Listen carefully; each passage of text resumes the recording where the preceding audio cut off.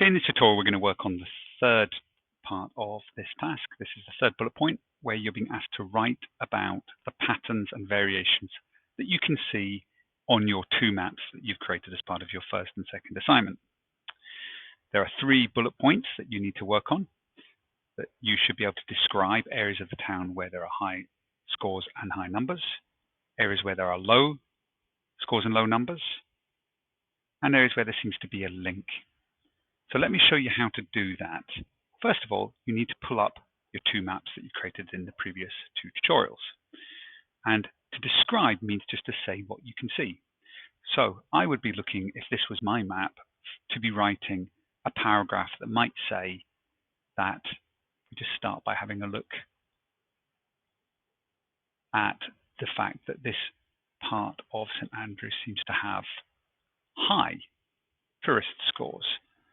So how do I describe this area? Well, I could say squares A234, B234, and C3 all had high scores, but actually they're all in the same area.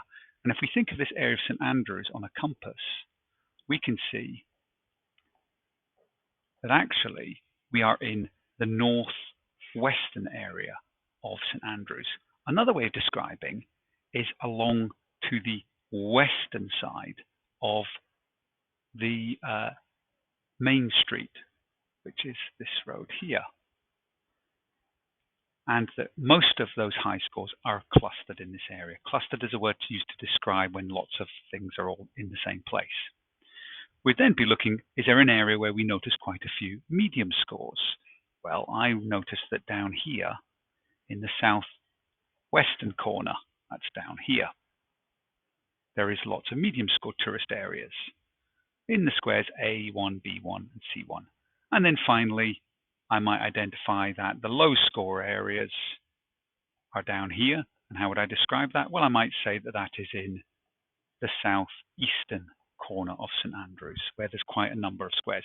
Now, if it's quite a random pattern, you might have to do a lot more description. If you've got variation, so for example, what do we call this area? Well, this is the central area. So depending on what your scores are, if they're high, you'd say the central area of St Andrews around Market Street, that's naming the road, or around North Street, which is this road here. You might be saying that they are high. For example, the low areas we might notice are around South Street, if indeed that was what your data showed. So I am describing areas of the town that were high, medium, and low. I'm using the compass directions or the street names that are running along those areas. You're going to want to do the same for your second map.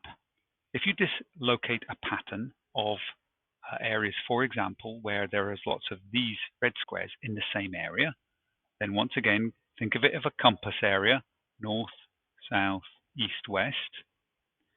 And in this case, if they were all down in this corner, then I'd be saying that was the southwest.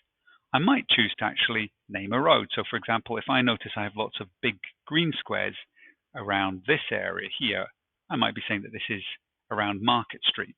So once again, I can use roads and link them to where I've got high scores, medium scores, and low scores. Now, the final part of this task, the final bullet point, is where you make a connection. So I'd like you to finally identify an area of St Andrews where you both have maybe a high tourist score as well as a high pedestrian amount. So if I noticed that these were linked, I might say in the area with high tourist scores, in 3 of the areas, I also had a high pedestrian score, especially around North Street and Market Street.